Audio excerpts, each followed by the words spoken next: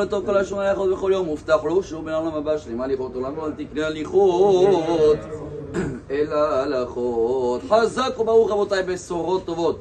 Même si on est en panne d'électricité aujourd'hui dans tout le quartier, mais Baruch Hashem, on peut faire quand même avec la lumière naturelle, même s'il n'y a pas les écrans, et c'est peut-être profiter de cette occasion, le moment de rappeler une halakha très importante, mais qu'elle nous donne beaucoup de lumière dans notre vie, dans notre façon de voir les choses.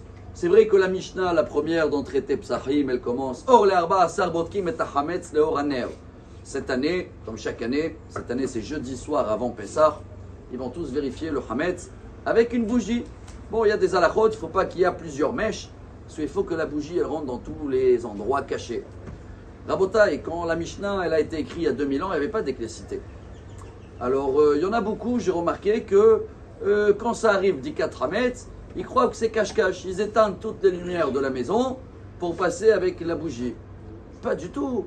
Le but, c'est de trouver le Hametz, donc l'inverse. Il faut allumer tout, à tel point que Rav Ovadia Yosef il dit, mais si tu n'as pas de bougie, il n'y a pas mieux avec la bougie. C'est vrai que le Rav Ben Zion Abba Shaul Zeret Tzadik Libracha, il dit non, il faut faire la braqueuse sur la bougie parce que la bougie, c'est aussi la flamme qu'elle va brûler le Hametz le lendemain. Si tu n'as pas de bougie, et si tu as besoin de téléphone pour s'aider, c'est encore mieux.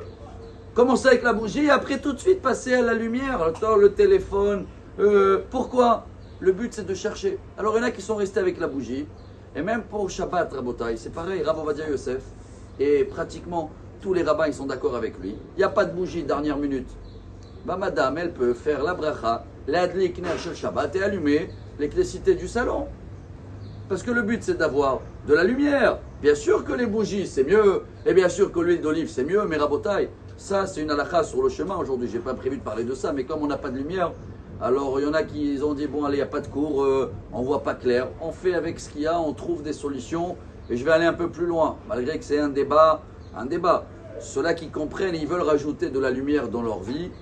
Vous savez qu'il y a un grand sujet dans le Talmud, Psachim, page 114 je crois. Ravuna, lui, il mangeait Pesach, Seder, Tafshil Shel Tradin, Ve Orez. Je ne sais pas s'il était tunisien, mais Teret, c'est les épinards, donc une pkeila. Et Orez, c'est quoi Orez? Du riz. Donc il y en a beaucoup qui croient que le riz, c'est Hametz. Pas du tout. Le seul rabbin dans le Talmud qui ne veut pas le riz, vous vous rappelez, c'est Rabbi Yochanan ben Nouri. Il ne veut pas non-riz.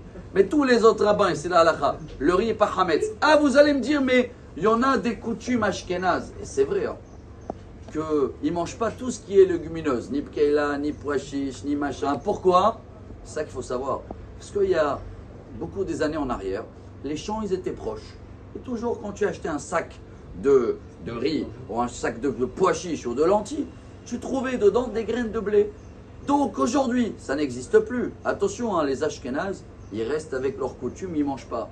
Mais tous les séfarades qui sont venus ici en Israël aujourd'hui, et il n'y a plus ça, c'est comme l'électricité, le monde il a avancé. La halakha elle ne change pas, Rabotai. Il faut savoir l'actualiser pour faire ce qu'ils disent pas nous. Le Shulchan Aruch il dit, chacun qui vient en Israël il veut manger légumineuse.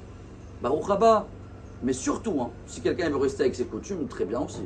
Surtout, il ne faut pas dire que c'est Hametz. Pas du tout. Il n'y a aucun problème avec les légumineuses. C'est le mélange entre eux. Alors il y a beaucoup de choses qu'on ne sait pas, mais des fois on reste coincé avec les bougies. J'espère que ce petit message va nous éclairer un petit peu plus, même s'il n'y a pas d'électricité, qu'on va pouvoir, Bezrat Hashem, voir les choses plus claires, avancer, chercher les sources, et comme ça on a une journée remplie de lumière. Bonne journée, Amar Rabbi Elazar, Amar Rabbi Hanina.